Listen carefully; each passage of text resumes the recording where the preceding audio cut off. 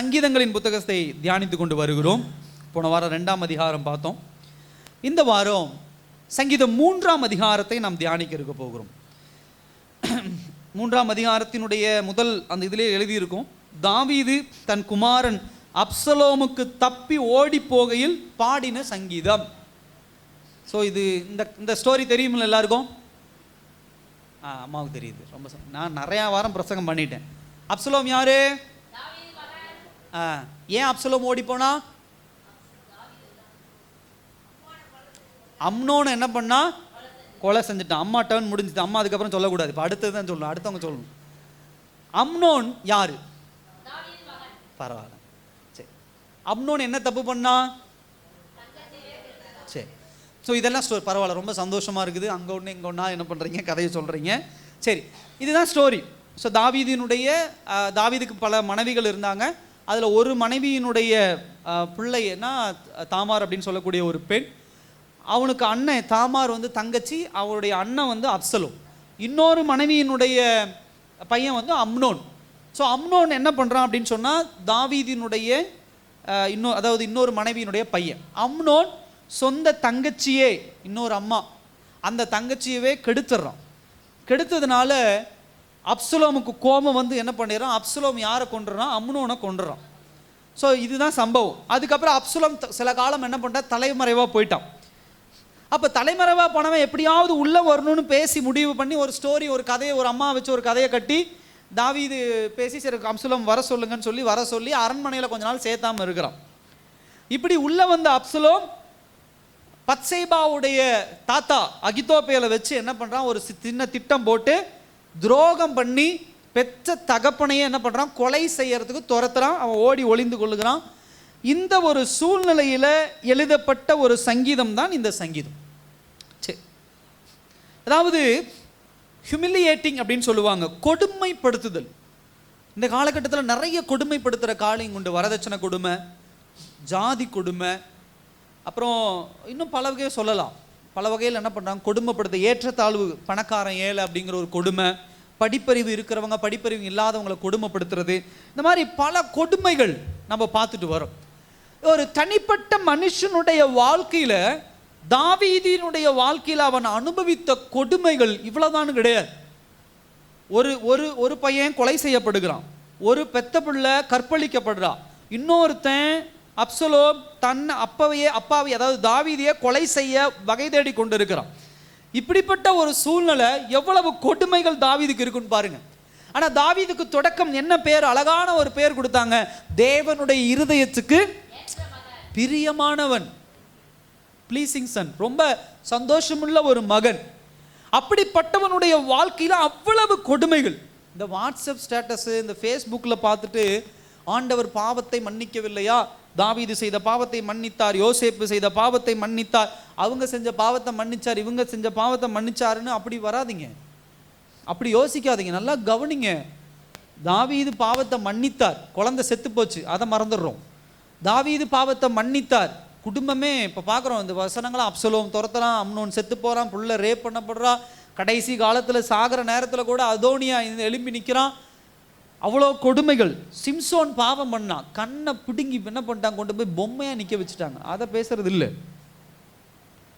So இந்த மாதிரி நிறைய விஷயங்கள் இருக்குது. பாவம் பண்ணால் தண்டனை இல்லைன்னு கிடையாது, கண்டிப்பாக தண்டனை உண்டு. அது ஒரு பக்கம் இருக்கட்டும். இப்போ சடனாக ஒரு மனுஷனுடைய வாழ்க்கையை புரட்டி போடுகிற ஒரு சூழ்நிலை. இன்னைக்கு நம்முடைய வாழ்க்கையும் அப்படிதான். இன்னைக்கு இருக்கிறது போல நான் அடுத்த நிமிஷம் இருப்போமா அப்படிங்கிறது மிகப்பெரிய ஒரு கேள்வி.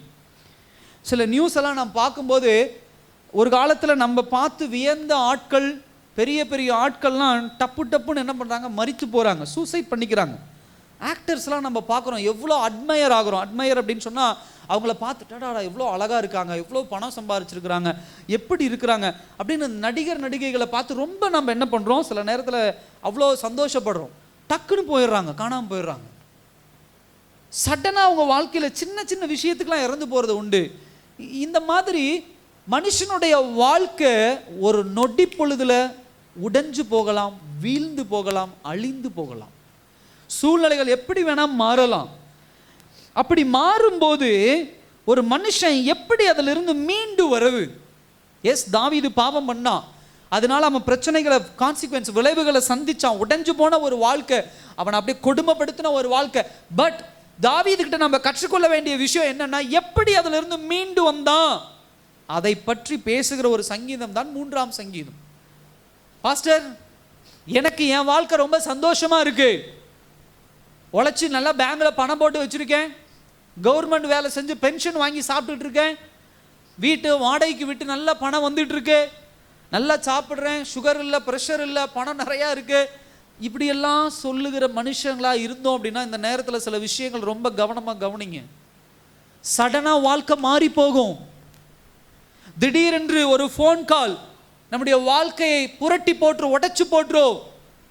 நல்ல வேலைக்கு போறேங்க ஐயா, மாசம் 30,000 ரூபாய் சம்பளம், நல்ல சம்பாத்திய, சந்தோஷமா வாழ்ந்துட்டு இருக்கிறேன், இப்படி இன்னைக்கு பெருமையா நினைச்சிட்டு இருப்போம். திடீர்னு ஒரு ஃபோன் கால், இந்த மாதிரி உங்க வேலையை நாங்கள் இன்னையிலிருந்து என்ன பண்றோம், உங்க வேலையை உங்ககிட்ட இருந்து நாங்கள் பிடிங்கிறோம், இனிமேல் உங்களுக்கு வேலை இல்லை. ஏன் தெரியுமா, நீங்க இந்த தப்பு பண்ணிட்டீங்கன்னு சொல்லி, நீங்க பண்ணாத தப்பை பண்ணுனதா சொல்லி உங்க வேலையை பிடுங்கிட்டாங்கன்னா உங்க நிலைமை என்ன, எப்படி இருக்கும், அந்த சூழ்நிலை எப்படி இருக்கு யோசிச்சு பாருங்க. ஆசாசையா பிள்ளைகளை சிறு வயதிலிருந்து வளர்த்துறோம், நிறைய சாக்ரிஃபைஸ், தியாகம் பண்றோம். ஆசைப்பட்டு நம்ம சாப்பிட வேண்டிய பொருட்களை எல்லாம் சாப்பிடாம காசு இல்லையேன்னு பிள்ளைகளுக்கு வாங்கி கொடுக்குறோம். நம்ம நல்ல உடைகளை உடுத்தாம பிள்ளைகளுக்கு விலை உயர்ந்த உடைகளை வாங்கி கொடுக்குறோம். நம்ம நல்லதா இல்லாம கீழே படுத்துட்டு பிள்ளைகளை கட்டல் வாங்கி படுக்க வைக்கிறோம். நம்ம ஒரு ஆஸ்பத்திரிக்கு போனால் ஒரு செலவாகமே ஆகாம பிள்ளைகளை ஸ்கூல்ல படிக்க வைக்கிறதுக்கு அவ்வளோ பணம் கட்டுறோம். அப்படிப்பட்ட பிள்ளைகள் குடிப்பழக்கத்துக்கு அடிமையாகி நம்மளை கெட்ட வார்த்தையில் திட்டும் போது, அப்படிப்பட்ட பிள்ளைகள் நீ எனக்கு தேவையில்லை, எனக்கு இப்போ நான் சுதந்திரமாக முடிவெடுக்க எனக்கு உரிமை உண்டு, எனக்கு வேற ஒரு ஆள் தேவை, எனக்கு அவங்க தேவை இவங்க தேவை, நம்மளை தூக்கி எறிஞ்சிட்டு போற நேரம் ரொம்ப நேரம் ஆகாது. அப்படிப்பட்ட சூழ்நிலை சடனா என்ன பண்ண நடந்துரும். எப்படி அதை எதிர்கொள்ளுவோம், எப்படி நம்ம அதை சமாளிப்போம்?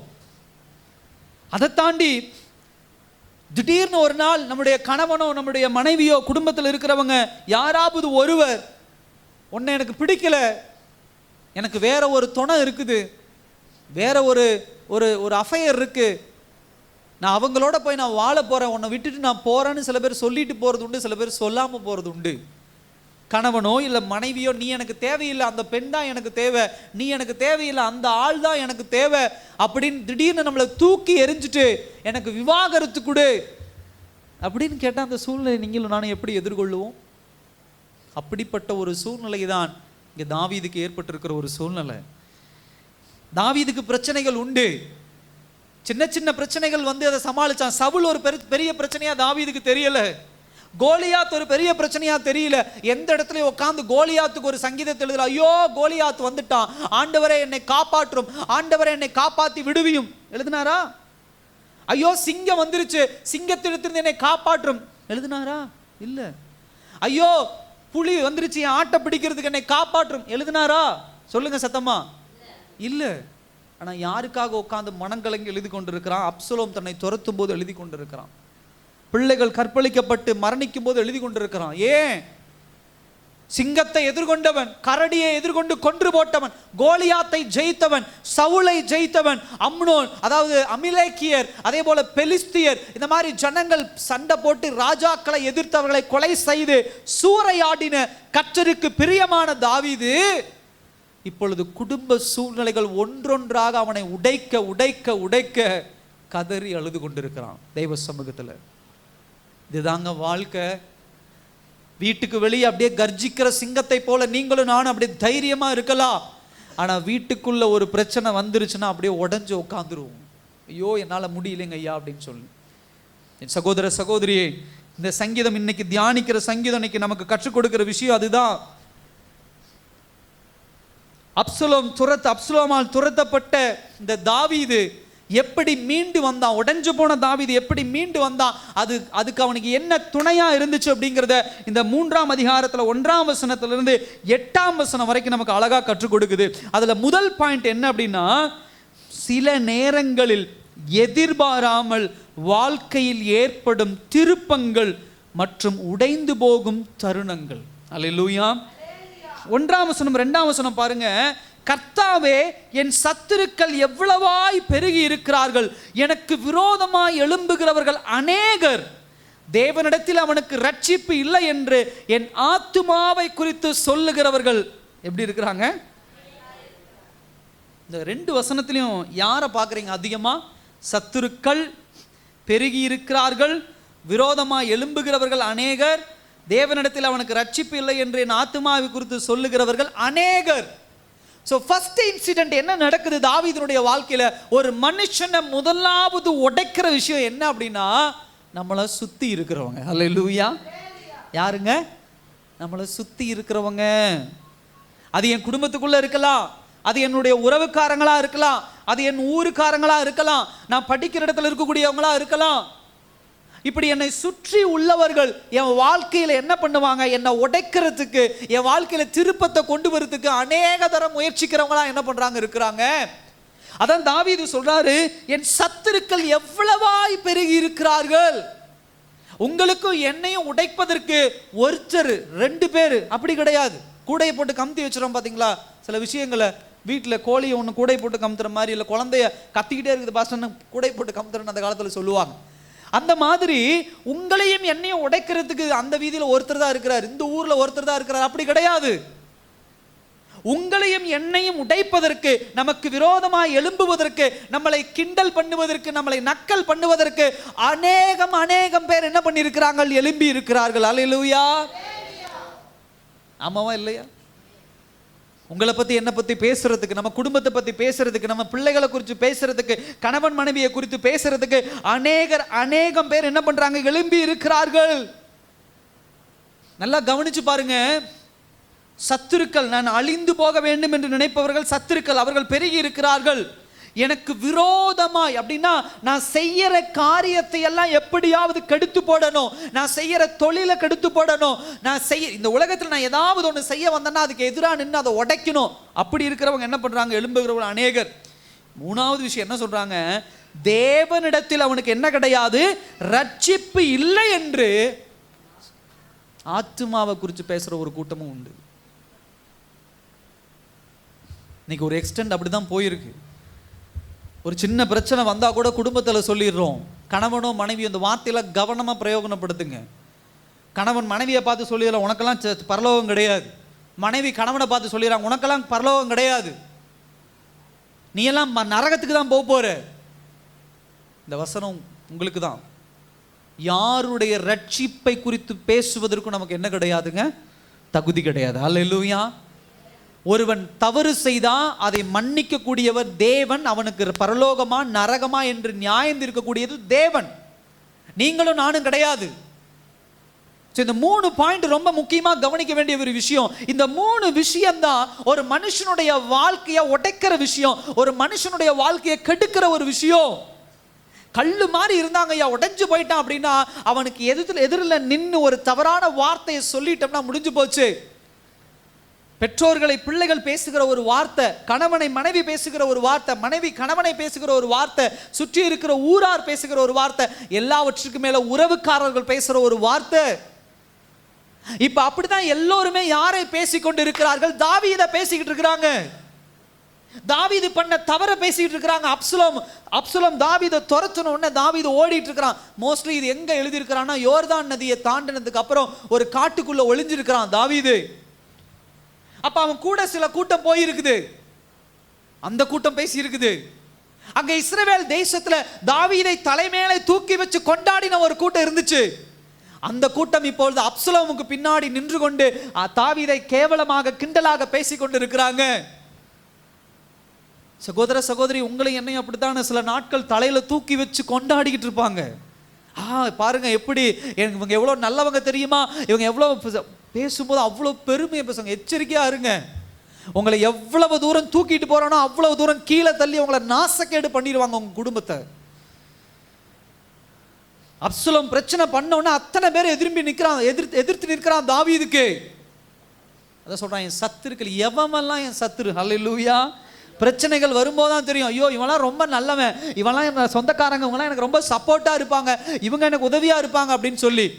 பிரச்சனை வந்ததுக்கு அப்போ தான் தெரியுது, நீயாடா அப்படி பண்ண, நீ ஆனா கெட்டு போகணும். உன்னை நம்பி தானே எல்லா விஷயத்தையும் நான் சொன்னேன். என் குடும்ப விஷயத்தையெல்லாம், நான் சம்பாதிக்கிற விஷயத்தெல்லாம் உங்கள்கிட்ட தானே சொன்னேன்.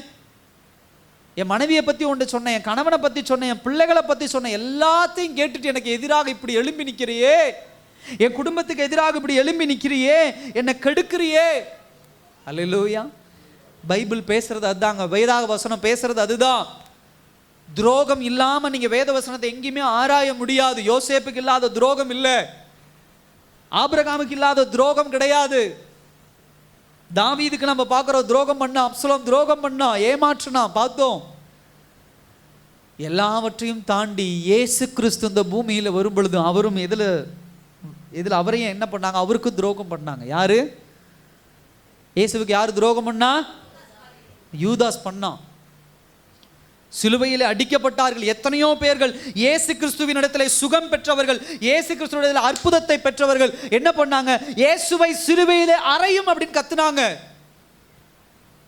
அற்புதம் பெற்ற அதே கை உயர்த்தி சொல்லிச்சு, இயேசுவை சிலுவையில அறையும் என்று சொல்லி. இப்படி எல்லாம் தருணங்கள் என்ன பண்ணும்? மாறும். ஆண்டவர் சொன்னாரு, மத்தேயு 27:46 சொன்னார், ஆண்டவரே தேவனே தேவனே ஏன் என்னை என்ன பண்ணீர்? கைவிட்டீர். எல்லா பாவமும் ஒரு இடத்துல சுமத்தப்படும் பொழுது தேவன் அவரை விட்டு சில நேரம் விலகிட்டார். துரோகம் யூதாஸ் பண்ண துரோகத்தினால. சகோதர சகோதரி, இந்த வார்த்தை அதுதான் முதல் பாயிண்ட். அதுதான் சொல்ல வராரு தாவீது. அப்சலோம் விட்டு ஓடி போய் ஒரு காட்டில் வாழும்போது சொல்றாரு, இத்தனை பேர் எனக்கு எதிராக எழும்பினாங்க. தாவீது நினைச்சிட்டு இருந்த ஆள் ஒரே ஒரு ஆள், அப்சலோம் எனக்கு எதிராக எழும்பிட்டான்னு நினைச்சுக்கிட்டு இருந்தான். ஆனா இந்த சூழ்நிலையில ஏகப்பட்ட பேர் கிளம்பி வராங்க. அல்லேலூயா. சில நேரங்கள் அப்படிதானே, யாரெல்லாம் நமக்கு சப்போர்ட்டான ஆட்கள், யாரெல்லாம் நமக்கு உதவி பண்ணக்கூடிய ஆட்கள், யாருக்கெல்லாம் நம்ம அதிகம் உதவி பண்ணியிருக்கோம், யாருக்கெல்லாம் நம்ம அதிகம் சப்போர்ட் பண்ணியிருக்கிறோம், யாருக்கெல்லாம் என்னென்னமோ உதவி பண்ணோம், நிமிஷ நேரத்தில் மறந்து நமக்கு எதிரியா நின்றான்ல, நம்ம குடும்பத்தை கெடுத்து விட்டுறாங்கல்ல, நம்ம குடும்பத்தை நாசம் பண்ணணும்னு நிற்கிறாங்கல்ல. மில்லி பில்லி சூனியம் மந்திரம் இந்த மாதிரிலாம் போய் ஏவுறாங்க, எப்படியாவது குடும்பங்களுக்குள்ள புகுந்து சண்டையை கொண்டு வந்துடணும் அப்படின்னு சொல்லி. அல்லேலூயா. நல்லா கவனிங்க, இதுல யாரும் விதிவிலக்கு கிடையாது. நான் அடிக்கடி சொல்றது உண்டு, கணவன் மனைவி அண்ணன் தங்கச்சி தம்பி உறவுக்காரங்க யாரும் விதிவிலக்கு இல்லை. அவனுக்கு ஒரு சூழ்நிலை கிடைச்சதுன்னா நமக்கு என்ன பண்ணிடுவாங்க? ஏமாத்துற இடத்துல ஏமாத்திட்டு போயிடுவான். தாவீது அப்படிதான் நம்புனா. யாரை நம்புனா? அப்சலோமை நம்புனா. அம்னோனை கொன்னுட்டான். அந்த அம்மா ஒரு அம்மா வச்ச ஒரு ஸ்டோரி, குக்குடப் ஸ்டோரி, ஒரு கதை ஒன்று உருவாக்குனாங்க. என் மூத்த பையனை இளைய பையன் கொண்டுட்டான், அவன் ஜெயிலில் இருக்கான், அவனை எப்படியாவது வெளியே விடுங்க, அவனை வச்சு தான் என் வாழ்க்கை வாழணும் அப்படின்னு சொன்ன உடனே, சரிம்மா அந்த இளைய பையனை ரிலீஸ் பண்ணுறேன்னு சொன்ன உடனே யோவாப் அங்கே வெளிப்பட்டு, ஐயா இதே மாதிரி தானே உங்கள் பையன், அம்னோன் செத்து போயிட்டான், செத்தவனுக்காக அப்சலோம் ஏன் அப்படி பண்ணணும்? அப்சலோம் உள்ள வர ஆசைப்படுறான், தயவு செய்து அவனை ஊருக்குள்ளே அனுமதிங்க, இஸ்ரவேலுக்குள்ளே கொண்டு வாங்க அப்படின்னு கெஞ்சும் பொழுது, சரி அவன் வரட்டுமே அப்படின்னு சொல்லி ஊருக்குள்ள வர பயந்துகிட்டு இருந்த அப்சலோம் பெத்த மகன் அப்பங்காரன் ஊருக்குள்ள விட்ட உடனே அந்த அப்பனுக்கு எதிராக எழும்பி என்ன பண்றான்? நிற்கிறான். அல்லேலூயா. நல்லா கவனிங்க என் சகோதரர், நீ யாருக்கு என்ன நன்மை செஞ்சாலும் அவர்கள் என்றைக்கு உங்களுக்கும் எனக்கும் எதிராக திரும்புவார்கள் என்று சொல்லி நீங்களும் நானும் யாரையும் கால்குலேட் போடவே பண்ண முடியாது, கணக்கு போடவே முடியாது. நீங்க நினைச்சுக்கலாம் எல்லா விஷயத்தையும், யாரா இருந்தாலும் சரி. அப்ப என்ன பாஸ்டர் பண்றது? இதுக்கு நான் என்னதான் பதில் பண்றது? அப்ப நான் யாரையும் நம்ப கூடாதா? அப்படியே கதவை சாத்தி நான் தனிமையில் உட்காந்துக்கணும்? அப்படி இல்லை. சில நேரங்களில் கவனமாக இருக்கணும், உஷாராக இருக்கணும். முதல் பாயிண்ட். ரெண்டாவது விஷயம், என்ன கவனமாக இருந்தாலும் உஷாராக இருந்தாலும் நம்மளை எப்படியாவது ஏமாத்தணுங்கிறவன் ஏதாவது ஒரு வழியில் ஏமாத்திட்டு போயிடுவான். அப்படி ஏமாத்தினாலும் நம்ம மனசை எப்பயுமே இன்னொரு இடத்துல முழுமையாக கொடுத்துடக்கூடாது. அல்லேலூயா. சத்தமாக சொல்லுங்க. நம்பி கொடுத்துடக்கூடாது. ஐயோ இவங்க இப்படி தெரியும், இவங்க கண்டிப்பாக எனக்கு துரோகம் பண்ணுவாங்கன்னு தெரியும், பேசுறதை வச்சே நான் கண்டுபிடிச்சிட்டேன். யாரையுமே நம்பக்கூடாதா பாஸ்டர்? எல்லாரையும் நம்புங்க, நான் வேண்டான்னு சொல்லல. அதே சமயத்தில் எப்படி நம்பணும்? இவங்க எனக்கு உதவியும் பண்ணுவாங்க, அதே நேரத்தில் இவங்க எனக்கு என்ன பண்ணுவாங்க? ஏமாத்தவும் செய்வாங்க, துரோகம் பண்ணும். இதையும் நீங்கள் நம்பி வச்சுக்கணும். அப்படி நடக்கும்போது உங்களுக்கு துரோகம் பண்ண நீங்கள் அதை என்ன பண்ண மாட்டேன் படா அப்படின்னு நம்ம என்ன பண்ணிடுறோம்? சில நேரத்தில் கடந்து போயிடுறோம். ஸோ அதை போல தான் தாவீது முதல் 2 வசனத்தில் அவ்வளோ அழகாக சொல்கிறார், இத்தனை பேர் எனக்கு எதிராக நிற்கிறானுங்களே ஆண்டவரே, அப்சலோமுக்கு பின்னாடி நிற்கிறாங்களே அப்படின்னு. ஃபர்ஸ்ட் பாயிண்ட் அது. ரெண்டாவது பாயிண்ட் 3ஆம் வசனம் 4ஆம் வசனத்தில், ஆனாலும், அல்லேலூயா, கடவுள் யார் என்பதையும் அவரிடத்துல எப்படி ஜெபம் செய்ய வேண்டும் என்பதையும் நீங்கள் அறிந்திருக்க வேண்டும். அல்லேலூயா. இதை எப்படி புரிஞ்சுக்கணும் அப்படின்னு சொன்னா, கடவுள் யாரு, அதுதான் சொல்றேன், உலகத்துல மனுஷன் யாரு கடவுள் யாருங்கிறத டிஃபரன்ஷியேட் பண்ணாம, பிரித்து பார்க்காம ஒரு மனுஷன் சந்தோஷமா அந்த உலகத்துல என்ன பண்ண முடியாது, வாழ முடியாது. அல்லேலூயா. ஏன்னா நம்ம என்ன தப்பு பண்றோம், மனுஷன் தூக்கி எறிஞ்சிட்டா கடவுள்கிட்ட வந்துடுறோம். சில நாட்கள் திரும்ப அதே மனுஷன் நம்ம கிட்ட ஃப்ரெண்டாவோ தோழியாவோ ஏதோ ஒன்று வந்துட்டா அவனோட சேர்ந்துட்டு கடவுளை தூக்கி எறிஞ்சிடறோம். அதானே? அந்த மாதிரி இருக்கிறதுனால தான் கடவுள் யார் என்பதை முழுமையாக நம்ம என்ன பண்ண முடியல, அறிந்து கொள்ள முடியல. அதில் பாருங்க, என் சத்துருக்கள், எனக்கு விரோதமாக எழும்புகிறவர்கள், என் ஆத்துமாவை குறித்து சொல்லுகிறவர்கள், என் கூட இருந்த என் பெத்த மகன் அப்சலோம், இவங்களை எல்லாம் சொல்லிக்கிட்டு வந்த தாவீது 3ஆம் வசனத்தை சொல்றார், ஆனாலும் கர்த்தாவே நீர் என் கேடகமும் என் மகிமையும் என் தலையை உயர்த்துகிறவருமாய் இருக்கிறீர். அல்லேலூயா. இதுதான் ஆண்டவர். உங்க கணவனை குறித்து உங்க மைண்ட் செட்ல என்ன வச்சிருக்கிறீங்கன்னு தெரியல, உங்க மனைவியை குறித்து உங்க இருதயத்துல என்ன வச்சிருக்கிறீங்கன்னு தெரியல, உங்க பிள்ளைகளை குறித்து நீங்க உங்க மைண்ட் செட்ல உங்க இருதயத்துல என்ன வச்சிருக்கிறீங்கன்னு தெரியல, உங்க உறவுக்காரங்களை குறித்து நீங்க என்ன வச்சிருக்கிறீங்கன்னு தெரியல. இவர்கள் எல்லோருமே முதல் 1-2 வசனத்துல சொல்லப்பட்டவர்களை போல எப்பொழுது வேண்டுமானாலும் மாறலாம், விரோதமாய் மாறலாம், சத்துருவாய் மாறலாம். தேவனை குறித்து தேவனுக்கும் எனக்கும் உண்டான உறவை நக்கல் பண்ணி கிண்டல் பண்ணி பேசுறவங்களா எப்ப வேணா மாறலாம். ஆனாலும் இவர்கள் எல்லோரும் மாறினாலும் என் கர்த்தர் எனக்கு கேடகமும் என் மகிமையும் என் தலையை உயர்த்துகிறவருமாய் இருக்கிறார். அல்லேலூயா. இதுதான் ஆண்டவர். கர்த்தரை அதிகம் அறிய அறிய ஒரு மனுஷனுக்கு கிடைக்கக்கூடிய பாக்கியம் என்ன தெரியுமா, இந்த உலகம் யார் என்பதையும் எவன் ஏமாத்துறவன் என்பதையும் எந்த விஷயத்தையும் சுலபமா எடுத்துக்கிட்டு கர்த்தரை பற்றுகிற அந்த நம்பிக்கை இன்னும் என்ன பண்ணும், அதிகமாகும். அல்லேலூயா. அதுல ஃபர்ஸ்ட் பாயிண்ட் என்ன சொல்றாரு, 3ஆம் வசனத்துல, கர்த்தாவே நீர் என் என்னது கேடகம், he is my protector and defender அப்படின்னு சொன்னா, கர்த்தர் என்னுடைய பாதுகாவலர். அது மாத்திரமல்ல, எனக்காக சண்டை போடக்கூடியவர். அல்லேலூயா. எனக்காக பரிந்து பேசக்கூடியவர், எனக்கு சப்போர்ட் பண்ணி பேசக்கூடியவர். அல்லேலூயா. சொல்லுங்க, என்ன சத்தமே வரலையே? ஒரு ஆள் சொல்லுங்க, உட்கார்ந்து இருக்கிறவங்க, எனக்காக இந்த விஷயத்துல இவங்க சப்போர்ட் பண்ணி பேசுவாங்க, சொல்லுங்க பார்க்கலாம். யாரையாவது சொல்ல முடியுமா? பாஸ்டர் சீக்கிரம் என்னை தூக்கி எறிஞ்சிட்டு போயிடுவாங்க, ஈஸியாக ஆளை காட்டலாம். என்னை ஏமாத்திடுவாங்க, என்னை தூக்கி எறிஞ்சிருவாங்க, என்னை கலட்டி விட்டுருவாங்க, பணத்துக்காக சொத்துக்காக என்ன எல்லாம் ஈஸியாக காட்டலாம். யாரை வேணா காட்டலாம், நம்ம எல்லாரும் பண்ணக்கூடியவங்க தான். ஆனால் தாவீது சொல்றாரு, கர்த்தர் மாத்திரம்தான் என்னுடைய கேடகம். கேடகம் அப்படின்னா ஷீல்டு, பாதுகாப்பு. அந்த சண்டை போடுறவங்க வச்சிருப்பாங்க ரவுண்டா, அது என்ன பண்ணும், நம்மளை எதிர்த்து வெட்ட வரவன்றது நம்மளை பாதுகாக்கும், அதே நேரத்தில் சண்டை போடுறதுக்கு அது உதவும். கர்த்தர் மாத்திரம்தான் என்னுடைய கேடகம். என் கணவன் அல்ல, என் மனைவி அல்ல, என் பிள்ளைகள் அல்ல, என்னுடைய உறவுக்காரர்கள் அல்ல, என்னை சுற்றி உள்ளவர்கள் அல்ல, என் இயேசு மாத்திரம்தான் என்னுடைய கேடகம். அப்ப கர்த்தர் என்னுடைய கேடகம்னு சொல்லி ஒரு மனுஷன் தேவனிடத்துல வந்துட்டானா, மற்ற என்ன விஷயம் நடந்தாலும் அவன் என்ன பண்ண மாட்டான், அதை பெருசா எடுத்துக்க மாட்டான். ஹல்லேலூயா. இதுதான் ஃபர்ஸ்ட் பாயிண்ட். நல்லா கவனிங்க. யார் உங்களை ஏமாத்தினாலும், யார் உங்களை தூக்கி எறிஞ்சாலும், யார் உங்களை காயப்படுத்தினாலும், யார் உங்களை வந்து நீ வேண்டாம் எனக்கு என்று சொல்லி உதறி தள்ளினாலும், கர்த்தர் உங்களுடைய கேடகமா இருக்கும்போது நீங்க கவலைப்பட தேவையில்லை. ஏன்னா அவர் உங்களை பாதுகாப்பவர் மாத்திரமல்ல, உனக்காக எந்த இடத்திலும் பரிந்து பேசுகிறவர், சப்போர்ட்டா நிக்கிற தெய்வம் அவர். யாரை கொண்டாவது எதை கொண்டாவது நீ நல்லவன், நீ இந்த மகள் நல்லவள், இவர் நல்லவர் என்பதை நிரூபிக்க அவரால் முடியும். பிரச்சனை வந்துட்டா ஓடி போய் யாருக்கும் தெரியாத மாதிரி எட்டிட்டு நின்று பார்க்குற ஒரு தெய்வம் அல்ல நம்முடைய தெய்வம். கூடவே இருந்து நம்ம சாப்பாட்டை சாப்பிட்டு நம்ம கிட்ட இருந்து பணத்தை வாங்கி எல்லாம் யூஸ் பண்ணிட்டு யாராவது ஒருத்தர் வந்து அந்த அம்மா அப்படித்தான் அப்படின்னு சொன்ன, ஆமாங்க எனக்கு தெரியுங்க அப்படின்னு சொல்ற கூட்டம் தான் நம்மளை சுற்றி உள்ளவர்கள் கூட்டம் எல்லாமே. கர்த்தர் என்னுடைய கேடகம். ஸோ ஃபர்ஸ்ட் பாயிண்ட் இது. ரெண்டாவது என்ன சொல்றாரு 3ஆம் வசனத்துல, என் மகிமையும். அல்லேலூயா. சத்தமா சொல்லுங்க. தாவீது யாரு? தாவீது யாருங்க? இஸ் a king, ராஜா. அப்ப தாவீதுக்கு மகிமை அப்படின்னு சொன்னா அவனுக்கு இருக்கக்கூடிய கணமும் அவனுக்கு இருக்கக்கூடிய அந்த ராஜரீக மேன்மையும் தானே என்னது, மகிமை. இப்போ உங்களுக்கு மகிமை அப்படின்னு சொன்னால் என்ன சொல்லுவீங்க? பாஸ்டர், நான் போட்டிருக்கிற ட்ரெஸ் தான் எனக்கு அப்படியே எடுத்து காட்டுது, அது மகிமை.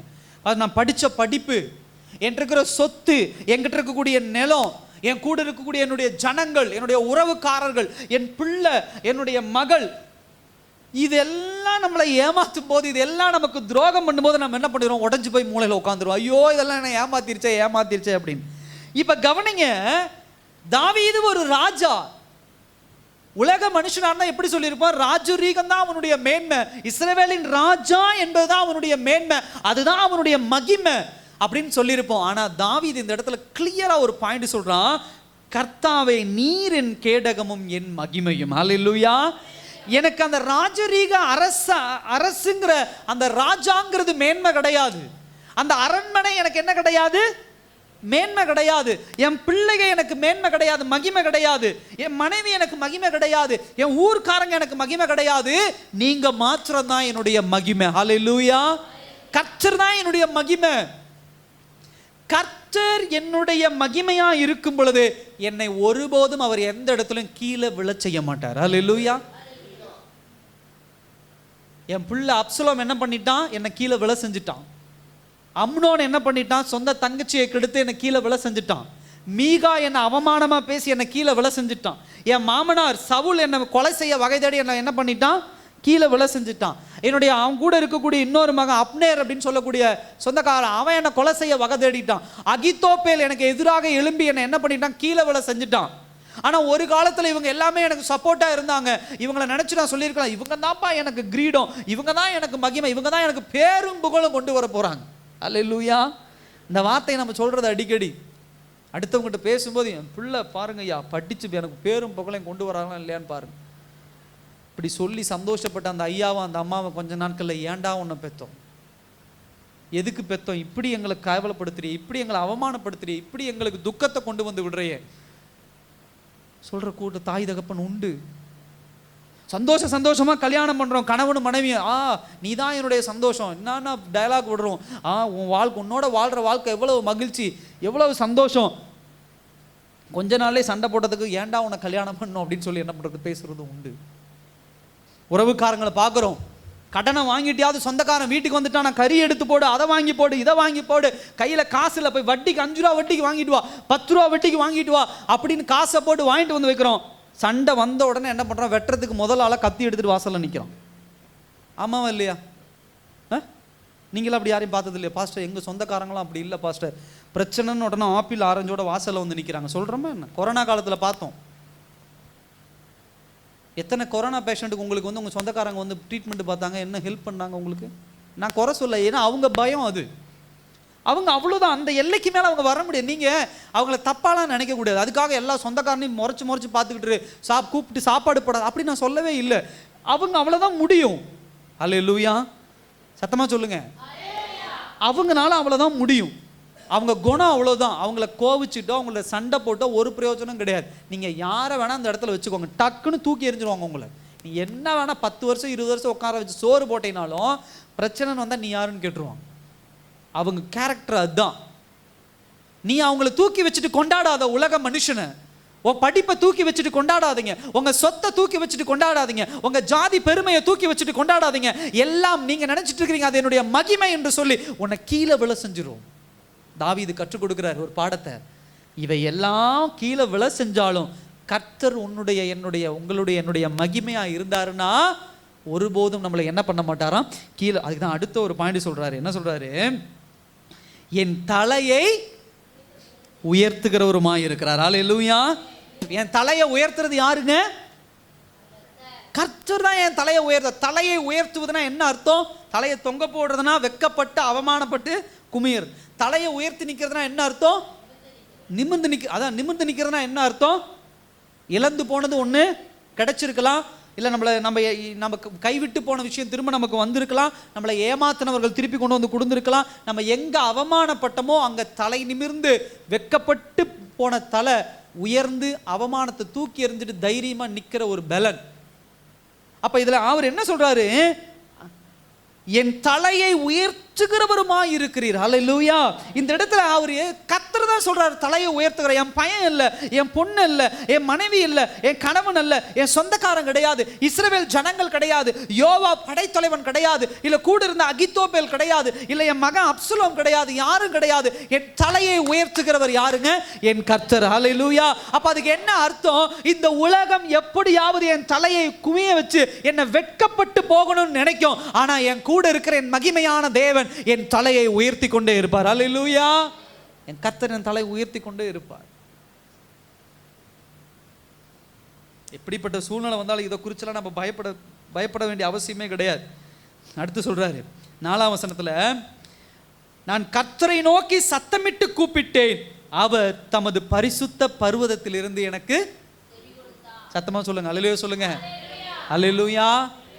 இங்கிருந்து அங்க கூப்பிட்டாவே கண்டுக்க மாட்டேங்கிறாங்க. கேட்டா காது கேட்கலின்னு ஒரே டயலாக்ல முடிச்சிடறாங்க. ஐயோ காப்பாத்துங்க காப்பாத்துங்கன்னு கேட்டா நமக்கு எதுக்கு இந்த வேலைங்க ஐயா, கம்முன்னு போயிடணும்னு சொல்லி யாரா இருந்தாலுமே என்ன பண்ணிடுறாங்க, போயிடுறாங்க, காப்பாத்துறது இல்லை. நான் சொல்றாரு பாருங்க, தாவீது எவ்வளவு அழகா சொல்றாரு, நான் கர்த்தரை நோக்கி சத்தமிட்டு கூப்பிட்டேன், அவர் தமது பரிசுத்த பர்வதத்திலிருந்து எனக்கு என்ன பண்ணார், செவி கொடுத்தார். அல்லேலூயா.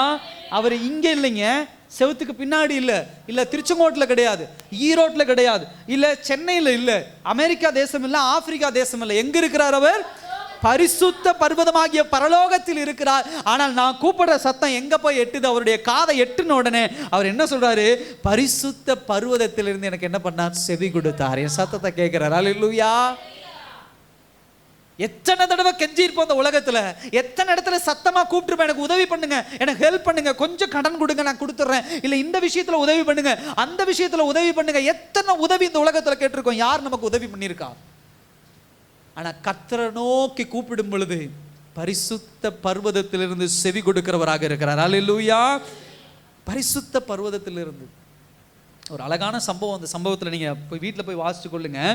2 சாமுவேல் 15ஆம் அதிகாரம் 25ஆம் வசனம் 26ஆம் வசனத்துல, தாவீது கிளம்பிட்டார். அப்சலோம் இந்த மாதிரி பண்ணிட்டா நம்மளை கொலை செய்ய வகை தேடுறான்னு சொல்லி ஒரு சில ஜனங்களோடு கிளம்பிட்டார். கிளம்பல உடனே சாதோக் அப்படின்னு சொல்லக்கூடிய ஆசாரியன் என்ன பண்றான், நானும் உங்களோட வந்துடுறேன் தாவீது அப்படின்னு சொல்லி. ஆசாரியனுடைய வேலை என்ன அப்படின்னா, சியோன் மலை மேல தேவ கூடாரம் போடப்பட்டிருக்கிறது, தேவனுடைய அந்த உடன்படிக்கை பெட்டி வச்சிருக்காங்க. அப்போ சாதோக் என்ன சொல்றாரு, நாங்கள் எங்களுடைய ஆசாரியர்கள்லாம் சேர்ந்து நீங்கள் போகிற இடத்துக்கு அந்த தேவனுடைய கூடாரத்தை நாங்கள் கொண்டு வந்துடுறோம் அப்படின்னு சொல்லி. அப்போ அங்கே ஒரு அழகாக சொல்றாரு, எடுத்து வாசிங்க. அந்த 2 சாமுவேல் 15ஆம் அதிகாரம் 25, 26.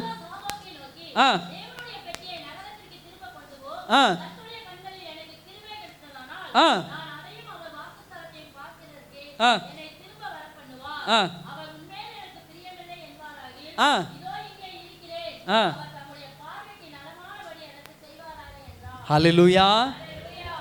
தாவீது பாருங்க, ரொம்ப பிடிச்ச ஒரு விஷயம் தான். தாவீது பாவம் பண்ணா கான்சிக்வன்ஸ், விளைவுகளை சந்திச்சான். இவ்வளவு பிரச்சனைகள் நடந்த போதும் அவன் சொல்றான், பெட்டி எடுத்துட்டு வந்தான், பெட்டியெல்லாம் எடுத்துட்டு வர வேண்டாம்பா, அது அந்த சியோன் மலை மேலே இருக்கட்டும்பா அப்படின்னு சொல்லி என்ன பண்ணிடான், அந்த பேழை என்ன பண்ணா சியோன் மலை மேலே வச்சுட்டான். வச்சுட்டு அடுத்த ஒரு டயலாக் சொல்றான், கர்த்தருடைய கண்களை தயை கிடைச்சதுன்னா திரும்ப வந்து நான் என்ன பண்றேன், அந்த பெட்டியை பார்த்து நான் ஆராதனை பண்றேன். அப்படி தயை கிடைக்காவிட்டாலும் நான் என்ன பண்றேன், கிருபை அது திரும்ப வரத்துக்குண்டான வாய்ப்பு கிடைக்காவிட்டாலும் பரவாயில்ல, அந்த பெட்டி என்ன பண்ண வேண்டாம், என் பின்னாடி வர வேண்டாம் அப்படின்னு சொல்லி சொல்றான். ஹல்லேலூயா. தாவீதுக்கு இருந்த ஒரு சந்தோஷம் அதுதான். தாவீதுக்கு தெரியும், பரிசுத்த பர்வதத்திலிருந்து என் ஜெபத்தை ஆண்டவர் கேட்கிறாரு, அந்த பெட்டி என் கூட வர வேண்டிய அவசியம் கிடையாது. என் தேவனுடைய ஜெபத்தை கேட்கிறவர் அப்படிங்கிற ஒரு தைரியம் இருந்துச்சுன்னா போதும் நம்முடைய வாழ்க்கையில. தன்னுடைய பாவத்தை உணர்ந்ததுனால தான் சொல்றான், கர்த்தருடைய கண்கள்ல தயை கிடைத்தால் சரி, கர்த்தருடைய கண்கள்ல கிருபை கிடைச்சிட்டா போதும் எனக்கு. இந்த 4 வசனத்திலும் நீங்க பார்க்க வேண்டிய ஒரு விஷயம் என்ன தெரியுமா, தாவீது தன்னுடைய பாவத்தை உணர்ந்து கர்த்தரிடத்துல அறிக்கையிடுறான். நமக்கு இருக்கக்கூடிய ஒரு விஷயமே, நம்ம தவறு பண்ணுங்கிறத ஏத்துக்கிற மனநிலைமையிலேயே நம்ம கிடையாது. அது ஏத்துக்காத வரைக்கும் தொடர்ந்து அந்த தவறை பாவத்தை பண்ணிக்கிட்டே தான் இருப்போம். தவறு என்று சொல்லி என்றைக்கு ஒரு விஷயத்தை நம்ம ஏற்றுக்கொள்ளுகிறோமோ அன்றைக்கு தான் அந்த தவறுல இருந்து வெளிவரத்துக்கு முயற்சி பண்ணுவோம். இல்லைன்னா தொடர்ந்து அந்த தவறை செஞ்சுக்கிட்டே தான் உட்கார்ந்துருப்போம், அந்த பாவத்தை செஞ்சுக்கிட்டே தான் நம்ம என்ன பண்ணுவோம், உட்கார்ந்துருப்போம். எவ்வளோ ஒரு அழகான ஒரு வார்த்தை இந்த இடத்துல. அடுத்து ஒரு 3வது ஒரு விஷயம், 5ஆம் வசனம் 6ஆம் வசனம் பாருங்க. 3ஆம் அதிகாரம் 5. நான் படுத்து நித்திரை செய்தேன், விழித்துக் கொண்டேன், கர்த்தர் என்னை என்ன பண்ணுகிறார், தாங்குகிறார். இதை நம்ம எப்படி எடுத்துக்கலாம்னா, நீங்கள் கர்த்தரை பற்றி கொண்டிருக்கும் பொழுது அவருடைய சமாதானத்தை அனுபவிப்பீர்கள். அல்லேலூயா. நல்லா கவனிங்க, தாவீது யோர்தான் நதியை கடந்த உடனே இந்த சங்கீதத்தை எழுதுறான். அப்ப ஒரு நாள் போன நைட் தாவீது எங்க தூங்கி இருக்கிறான்? எங்க வீட்டுக்கு வந்தான் பாஸ்டர், அப்படியே சொல்ல முடியல. எங்கம்மா? ஆற்றங்கரையில தூங்கி இருக்கலாம், இல்லைன்னா வனாந்தரத்தில் தூங்கி இருக்கலாம், வேற அரண்மனையில் தூங்கியிருப்பான். அல்லேலூயா. இன்னும் அதை சொல்லவே மாட்டேங்கிறீங்க. அரண்மனையில் என்ன பண்ணியிருப்பான்? தூங்கியிருப்பான். போன நைட் என்ன பண்ணிருப்பான்? கடந்த இரவு என்ன பண்ணுவான்? அரண்மனையில் தூங்கியிருப்பான். அடுத்த இரவு இப்போ எங்கே தூங்குறான்? காட்டுக்குள்ள என்ன பண்ணுறான்? தூங்குறான். போன இரவு நல்லா ராஜாவுடைய பெட்டு எப்படி இருக்கும்? நல்லா மெதுன்னு இருக்கிற ஒரு பெட்டு, அதில் படுத்து தூங்கிட்டு இருக்கிறான். நல்ல சாப்பாடு, நல்ல ஒரு ராஜானா அதுக்கு மேலே பேசவே தேவையில்லை.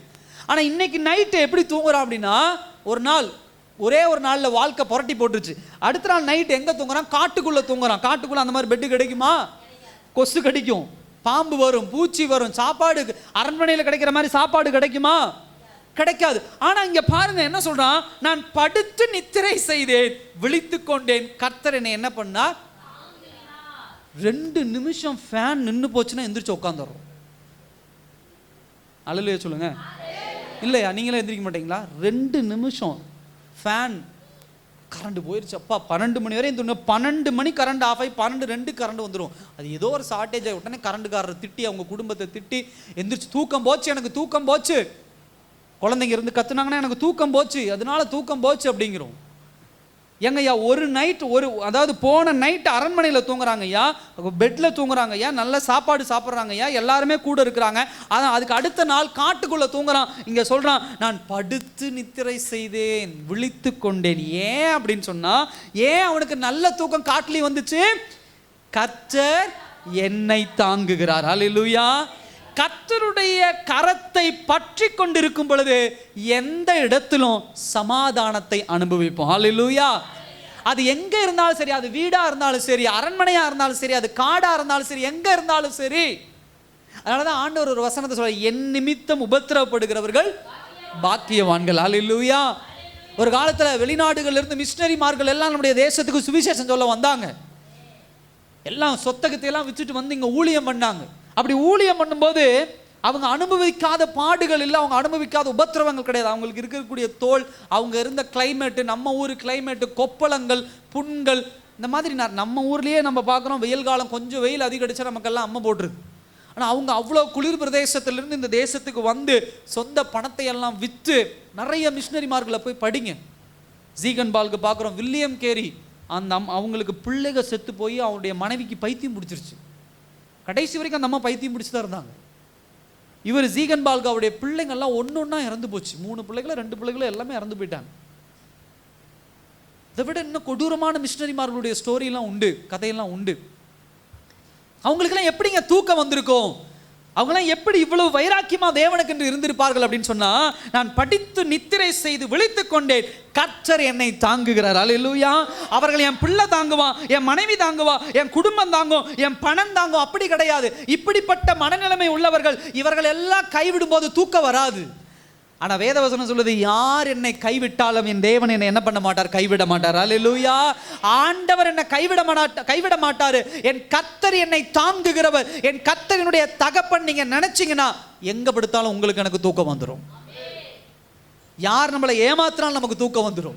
யார் நமக்கு துரோகம் பண்ணாலும் நமக்கு தூக்கம் வந்துடும். யார் நம்ம கிட்ட இருந்து பிடிக்கிட்டு போனாலும் நமக்கு தூக்கம் வந்துடும். உட்காந்து அழுது, நைட்டு ஃபுல்லா உட்காந்து அழுது அழுது அழுது, காவேரி நீர் போல வீட்டுக்கு வெளியே ஆறு போறது இல்லை. சில பேர் உட்காந்துட்டு அதான் பண்றீங்க, தவறு பண்றீங்க. ஏதாவது ஒரு துரோகம் பண்ணிட்டாங்க, ஏமாத்துறா, நைட்டு உட்காந்து அழுது அழுது, எங்கெங்கெல்லாம் தண்ணி வருமோ அங்கங்கெல்லாம் தண்ணி வந்து உடம்புல, அப்புறம் டீஹைட்ரேஷன் ஆகி ஹாஸ்பிட்டலில் போய் படுத்து அதுக்கு 5000 கடன் வாங்கி செலவு நம்ம தான் உட்காந்து பண்ணிட்டு இருக்கோம். அப்ப என்ன பாஸ்டர் பண்றது? கர்த்தர் என்னை தாங்குகிறார். யார் எனக்கு துரோகம் பண்ணாலும் சரி, நான் நித்தரையா என்ன பண்ணுவேன்?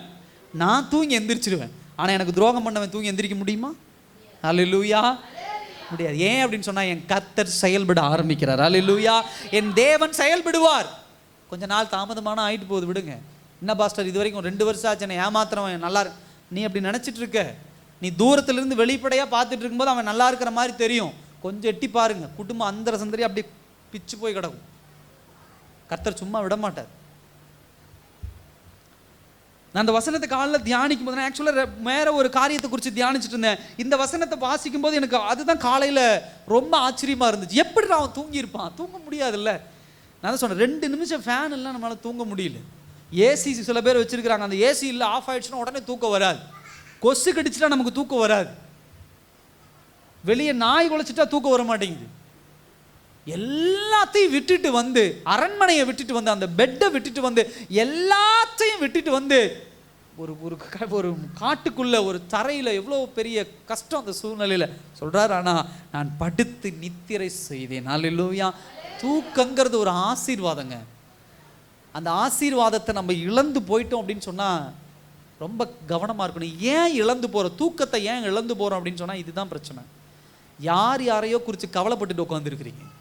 உங்க பிள்ளைய குறித்து, உங்க மகனை குறித்து, குடும்பத்தை குறித்து, எதிர்காலத்தை குறித்து, அவங்களை குறித்து, இவங்களை குறித்து கவலைப்படாதீங்க. கர்த்தர் என்னை தாங்குகிறவர். அல்லேலூயா. என் பிள்ளை இப்படி பேசிட்டா, எனக்கு கடைசி காலத்தில் சோறு போடுவானா, என் சொத்தை பிடுங்கிட்டான் சோறு போடுவானா, என்னை ஏமாத்தி என்ன பண்ண வஞ்சித்து பிடுங்கிட்டாங்க, எனக்கு சோறு கிடைக்குமா, எனக்கு அதை காப்பாற்றுவாங்களா, இதை காப்பாற்றுவாங்க, புலம்பாதீங்க. கர்த்தர் என்னை தாங்குகிறவர். அல்லேலூயா. என் தேவன் என்னை தாங்குகிறவர். இதில் நிறைய இடங்கள் பார்க்கலாம். பேதுருவுடைய ஹிஸ்டரி அதுதான். ஒரு கூட எடுத்து வாசிங்க. அப்போஸ்தலர் நடபடிகள் 12ஆம் அதிகாரம் 7ஆம் வசனத்தை வாசிங்க. அப்போஸ்தலர் 12:7.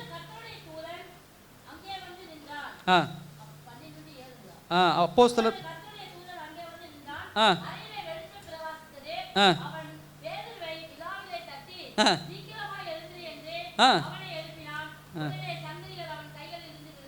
அல்லேலூயா. நாளைக்கு பேதுருவை தூக்கில் போட போகிறாங்க. என்ன பண்ண போகிறாங்க?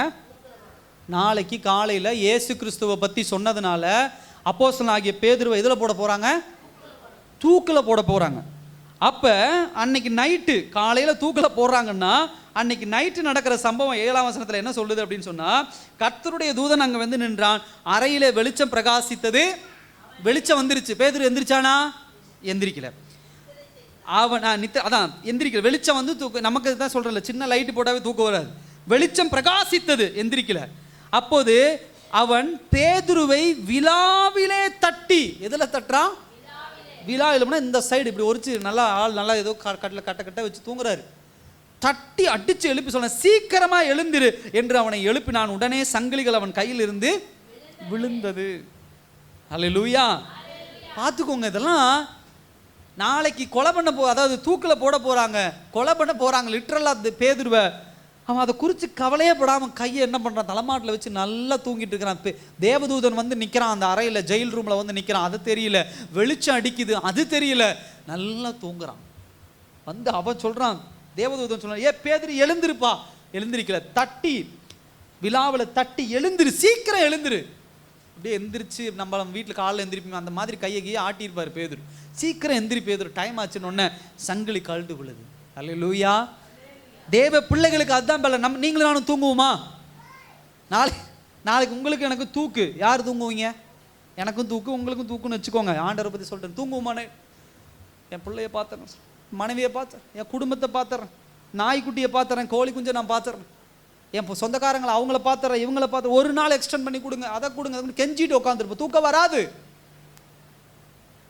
ஆனா இங்க பாக்குறோம், பேதுரு அவ்வளோ பீஸ்ஃபுல்லா தூங்குறான், எழுந்திருக்க முடியாத அளவுக்கு தூங்குறான். ஏன்? கர்த்தர் என்னை தாங்குகிறார். அல்லேலூயா. ஆண்டவர் என்னை தாங்குகிறார். தாவீதுக்கு அப்படிப்பட்ட ஒரு தூக்கம் தான். 6ஆம் வசனத்தில் சொல்லுது, எனக்கு விரோதமாய் சுற்றிலும் படையெடுத்து வருகிற 10,000 பேருக்கு நான் என்ன பண்ண மாட்டேன். எவ்வளோ பேருங்க? எழுத்து வீட்டில் ஒரே ஒரு அம்மா தான் இருக்குது. அந்த அம்மானால தூங்க முடியறதில்லை. அம்மாவா இல்லையா? அந்த அம்மாவோட எப்போ பார்த்தாலும் எடுத்துட்டு சண்டை போட்டுட்டு கத்திக்கிட்டு விளக்கமாத்த இங்கே இருந்துக்கிட்டு அந்த அம்மா அங்கே இருந்துக்கிட்ட ஒரே ஒரு அம்மா. அந்த அம்மா கிட்ட சண்டை போட்டுட்டு கிடக்குறோங்க. பாருங்க எத்தனை பேர் வராங்களாமா? எத்தனை பேர்த்துட்டு சண்டை போடுவான்? 10,000 பேர் என்ன பண்றாங்க? வராங்க.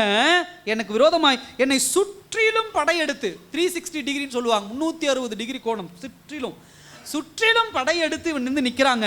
நான் என்ன பண்ண மாட்டேன். அல்லேலூயா. கதவை திறந்து ஒரு எலுமிச்சம்பழம் கடந்துட்டா முடிஞ்சு போச்சு. 3 மாதத்துக்கு தூங்க மாட்டோம். யார் உருட்டியிருப்பா அப்படிதான் நாங்கள் உட்காந்து இந்த பக்கம் எங்கள் வீட்டுக்கு அப்படிதான், இந்த பக்கம் எலுமிச்சம்பழம் வந்துருந்துன்னு கேமராவை திருப்பி இந்த பக்கம் வச்சா இந்த பக்கம் எலுமிச்சம்பழம் வருது, இந்த பக்கம் திரும்பி கேமரா வச்சோம்னா அந்த பக்கம் எவ்வளோ கேமரா போடுறது. அப்போ நான் விட்டுட்டேன். சுற்றி எலுமிச்சம்பழம் சொன்ன அடிக்கடி சொல்கிறது, கொண்டு வந்து வச்சுட்டு போங்க, 8 ரூபா வருது நீங்கள் எலுமிச்சம்பழம் சாப்பாடு செய்கிறதுக்காகும். 4 பக்கமும் 3 பக்கமும் எலுமிச்சம்பழம் உருட்டி உருட்டி விடுறாங்க, உட்காந்து உருட்டி விடுறாங்க, தூக்கி எறிகிறாங்க. நானும் 4 கேமரா போட்டிருக்கேன். இதுக்கு மேலே எத்தனை கேமரா போட முடியும்? உருட்டி உருட்டி விடுறாங்க. அதான் சொன்னேன், இது இந்த வசனம் காலைல ஆண்டவர் அதான் என்கிட்ட பேசினேன். 10,000 பேர் சுற்றிலும் வந்தால் நான் என்ன பண்ண மாட்டேன், பயப்பட மாட்டேன். ஏன் அப்படின்னா கர்த்தர் என்னை தாங்குகிறார். அல்லேலூயா. என் தேவன் என்னை தாங்கிட்டு இருக்கிறார். தாங்கிட்டு இருக்கிறனா என்னங்க அர்த்தம்? தாங்கிறதுனா என்ன அர்த்தம்? கீழே விழாம. அப்படின்னா என்ன அர்த்தம்? என் கால் கீழே விடாது, என் கை கீழே விடாது, என் உடம்பு கீழே விடாது, என் தலை கீழே விடாது. அப்போ என்ன கடவுள் அவ்வளோ அழகாக தாங்கி கொண்டு இருக்கிறார். ஏந்தி தாங்கி கொண்டு இருக்கும் பொழுது கீழே எலுமிச்சம்பழம் உருட்டினாலும் சரி, பொம்மையை உருட்டினாலும் சரி, கோழியை 4 உள்ள விட்டாலும் சரி, கவலையே படாதீங்க. கர்த்தர் என்னை தாங்குகிறார். அல்லேலூயா. 10,000 பேர் வந்தாலும் எனக்கு என்ன கிடையாது, அதை பறித்து எனக்கு ஒரு கவலையும் கிடையாது. ரோமர் 8ஆம் அதிகாரம் 31 அப்போஸ்தலனாகிய பவுல் சொல்றாரு, என் தேவன் என்னோடு கூட இருக்கும்போது எனக்கு விரோதமாக எழும்புகிறவர்கள் யார்? யாருக்கு அந்த தைரியம் உண்டு? அல்லேலூயா. தாவீதுனுடைய வாழ்க்கை பாருங்க. இதனால தாங்க தாவீது கர்த்தருக்கு பிரியமானவன். தப்பு பண்ணா, பாவம் பண்ணா, அந்த விளைவுகளை சந்திச்சான், ஒப்பு கொடுத்தான். ஆனா எதை குறித்து பயப்படாதீங்க, நல்லா தூங்குங்க, முதல்ல நல்லா சாப்பிடுங்க. ஒரு துரோகம் பண்ணிட்டாங்கன்னு சாப்பிடாம இருக்கிறது இல்ல, ஒருத்தர் ஏமாத்திட்டாங்கன்னு சாப்பிடாம இருக்கிறது இல்ல, ஒருத்தர் ஒரு வார்த்தை பேசிட்டாங்க சாப்பிடாம இருக்கிறது இல்ல. படுக்கையில படுத்து அதை யோசிச்சுக்கிட்டே தூக்கி போடுங்க. அதெல்லாம் முதல். யாரும் உங்களை பேசுறதுனால உங்க வாழ்க்கையில ஒன்றும் மாத்திர முடியாது. பார்க்குறோம், ஒரு எக்ஸ்டெண்ட் பார்க்குறோம், காட்டில் படுத்து தூங்குறான், நல்லா தூங்குறான் தாவீது. இன்னொரு எல்லையில் பார்க்குறோம், காலையில் தூக்கில் போட போகிறாங்க, படுத்து தூங்கிட்டு இருக்கிறான். கடைசி நேரத்தில் தேவதூதன் வந்து தட்டி எழுப்பி வாடா போலன்னு ஆண்டவர் கூட்டு போகிறாரு. ஆண்டவருடைய திட்டம் என்னவோ அது நடக்கும்போது நம்ம ஏன் பயந்துக்கணும்? ஒருவேளை நான் மறிக்கணும் அப்படின்னா என்ன பண்ணுறது? ஒருவேளை நான் மறிக்கணும் அப்படின்னு சொன்னால் மறித்து தான் ஆகணும். இல்லை நான் மறிக்கக்கூடாதுன்னு நினச்சா எப்பேற்பட்ட சம்பவத்திலிருந்து ஆண்டவர் என்ன பண்ணிடுவார், காப்பாற்றி விடுவார். அல்லேலூயா. கொஞ்சம் லைட்டாக படுக்கும்போது இந்த இடத்துல லைட்டாக அப்படி போச்சு, முடிஞ்சிச்சு. சொத்தெல்லாம் நாளை காலையிலே என்ன பண்ணிடுறேன், யாருக்காவது என்ன பண்ணிடுறேன், எழுதி வச்சிடறேன். லைட்டாக இங்கே வலிக்குது, ஹார்ட் அட்டாக் வர்றதுக்கு அறிகுறி, தூங்குறது இல்லை. அதுலேருந்து சின்ன ஒரு பிரச்சனை வந்துட்டா கூட முடிஞ்சு போச்சு. இல்லை, அந்த பயத்தை தூக்கி எறிங்க. முதல்ல பயத்தை ஓவர் கம் பண்ணுங்க, ஜெயிங்க. தாவீது அதை தான் ஜெயித்த அந்த இடத்துல. கர்த்தர் என்னை தாங்குகிறார். 10,000 பேர் எழுந்து வந்தாலும் நான் என்ன பண்ண மாட்டேன், பயப்பட மாட்டேன். ஹல்லேலூயா. 10,000 பேர் எழுந்து வந்த தாவீது பயப்படல. ஒத்த ஆளுக்கு உட்காந்து வீட்டில் அழுதுட்டு உட்காந்து இருக்கிறோம். பயப்படாதீங்க. அது யாரா இருந்தாலும் சரி. பிள்ளைங்க விட்டு போதா பயப்படாதீங்க. கணவன் விட்டுட்டு போயிட்டார், பயப்படாத. உன்னை ஏமாத்திட்டார், பயப்படாத.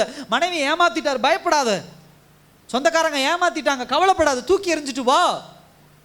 5 அப்பம் 2 மீனை வச்சு 20,000 பேரை போஷிக்கும் வல்லமை உள்ள தேவன் உங்களோடும் என்னோடும் கூட இருக்கும்போது ஒரு வேளைக்கு 3 இட்லி ஆண்டவர் தர மாட்டாரா? தருவார் ஆண்டவர். இதை குறித்து உட்காந்து நடுங்கிட்டு உட்காந்து இருக்கிறது. நாளானிக்கு சாப்பாடு என்ன பாஸ்டர் பண்ணுறது, 3 மாதத்துக்கு அப்புறம் அரிசி முடிஞ்சிடுமே, யாரும் எனக்கு உதவி பண்ணல, என்ன? பயப்படாதீங்க. எனக்கு அரண்மனையில் படுத்தாலும் நித்திரை வரும், காட்டில் படுத்தாலும் எனக்கு என்ன பண்ணும், நித்திரை வரும். ஏன்? கர்த்தர் என்னோடு கூட உண்டு. ஹல்லேலூயா. கடைசி ஒரு காரியத்தை சொல்லி நான் முடிக்க விரும்புகிறேன். 7ஆம் வசனம் 8ஆம் வசனம். கர்த்தாவே எழுந்தருளும், என் தேவனே என்னை ரட்சியும், நீர் என் பகைஞர் எல்லோரையும் எதில் அடிக்கிறீங்க, தாடையிலே அடித்து துன்மார்க்கனுடைய பற்களை என்ன பண்ணீர், தகர்த்து போட்டீர். ரட்சிப்பு கர்த்தருடையது, தேவரீருடைய ஆசீர்வாதம் உம்முடைய ஜனத்தின் மீது என்ன பண்ணுவதாக இருப்பதாக. ஹல்லேலூயா. நம்பிக்கை கொண்ட ஜெபம் மீட்புக்காக கடவுளை முற்றிலும் சார்ந்திருக்கிறது. அல்லேலூயா.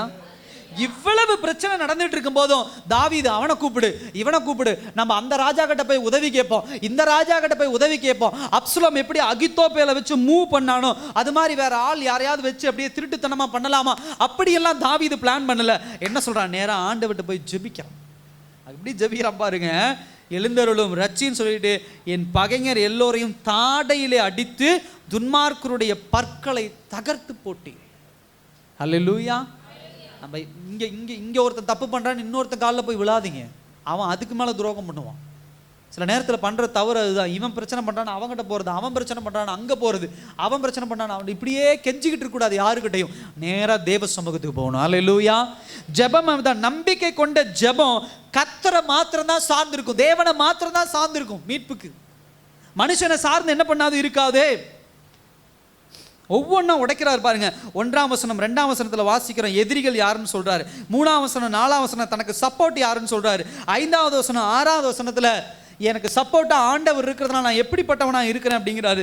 7வது 8ஆம் வசனம் தான் யாரை சார்ந்து இருக்கிறவன் அப்படின்னு அழகா என்ன பண்றாரு சொல்றாரு. அல்லேலூயா.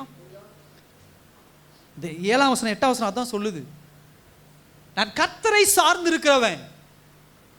அப்சலோம் அகித்தோப்பேலை சார்ந்திருந்தான். அவன் சொல்ற லீடு, அவன் என்னென்ன சொல்றானோ அதன் பிரகாரம் நடந்துகிட்டு இருந்தான். கொண்டு போய் கீழே விழ தள்ளிட்டான். என்னைக்குமே கர்த்தர் என்ன சொல்றாரோ அதை செய்யுங்க. உலக பிரகாரமான ஜனங்களை கேட்டுட்டு என்ன பண்ணாதீங்க, உலக பிரகாரமான காரியத்தை கேட்டுட்டு என்ன பண்ணாதீங்க, வாழ்க்கையில் என்ன பண்ணிடக்கூடாது, போயிடக்கூடாது. யாராவது ஒருத்தர் வந்து வீட்டில் வந்து உனக்கு உங்கள் வீட்டில் கார் இல்லையான்னு கேட்டால் உடனே 5 லட்சம் போட்டு கடன் வாங்கினது காரை நிறுத்தி. ஏன்?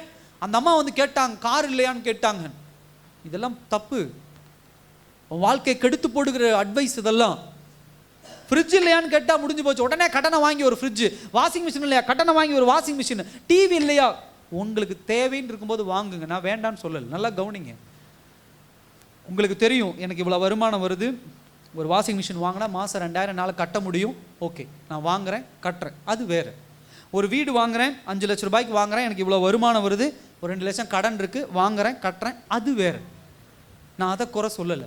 ஆனால் யாரோ ஒருத்தன் சொந்தக்காரன் வந்து உனக்கு வீடு இல்லைன்ட்டான், யாரோ ஒருத்தர் சொந்தக்காரன் வந்து உங்கள்கிட்ட பணம் இல்லைன்ட்டான், இன்னொருத்த அம்மா வந்து என்ன பண்ணிடுச்சு, கழுத்தில் 1 பவுன் நகை கூட இல்லை, என் கழுத்தில் பாரு 5 பவுன் இருக்குது அப்படின்னு அந்த அம்மா காட்டணுன்னு இந்த அம்மா வீட்டில் வந்து சண்டை போட்டு போய் எங்கேயாவது கடனை வாங்கி நகை கடையில் கடன் கொடுக்குறான். இப்போ அவங்ககிட்ட அதை அடமானம் வச்சு இதை அடமானம் வச்சு 2 பவுன் கடனை வாங்கிட்டு வந்து பார்த்தா அந்த அம்மா காட்டுச்சுல 5 பவுன், அதுவெல்லாம் கவரிங்.